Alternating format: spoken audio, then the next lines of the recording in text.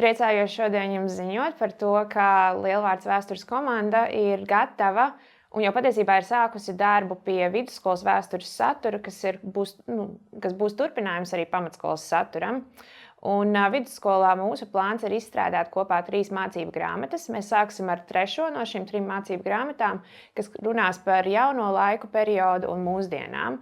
Un tad nākamā mācību grāmata, pie kā mēs strādāsim, būs par jaunāko laiku periodu. Un tad 3. grāmata, kas sanāks kā 1. grāmata, būs par aizvēsturi, seniem laikiem un viduslaikiem. Bet šodien tad vairāk gribēju pastāstīt tieši par šo 3. grāmatu, kas sanāk secīgi 3. grāmata, kas tātad būs par jaunajiem laikiem mūsdienām.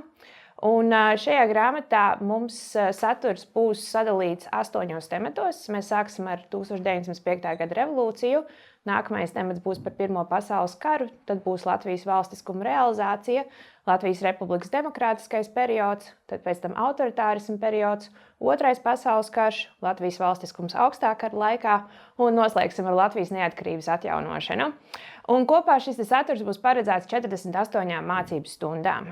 Mēs esam domājuši, ka šoreiz mēs neveidosim atsevišķu grāmatu un burtīcu vidusskolas skolāniem, bet tajā vietā mēs piedāvāsim tātad vienu mācību grāmatu, kas sevī ietvers gan to teorētisko izklāstu, tātad šo saturisko izklāstu, gan arī mācību uzdevumus. Un mēs pieturēsimies pie principa, kāds mums bija izstrādāts arī pamatskolā, ka tātad katrs atvērums ir paredzēts vienai mācību stundai. Tad attiecīgi būtu viens atvērums, kas ir satura atvērums vienai mācību stundai, un viens atvērums uzdevuma atvērums mācību stundai. Un vēl, es domāju, ka arī priecīgi to ir ziņot, ka mēs tātad turpināsim strādāt tie paši cilvēki vēstures komandā. Tā būšu es, Ilze Vaivoda, tāpat arī līdzautori Oskars Kaulēns un Aija Kraviņa, un kā zinātniskais recenzents mums būs Kaspars Zelis, un, protams, arī literārā redaktore Ilze Zvirgze. Un viss skaistais noformējums, ilustrācijas, makets un vispārējais, tas būs Unas Grantas pārziņā.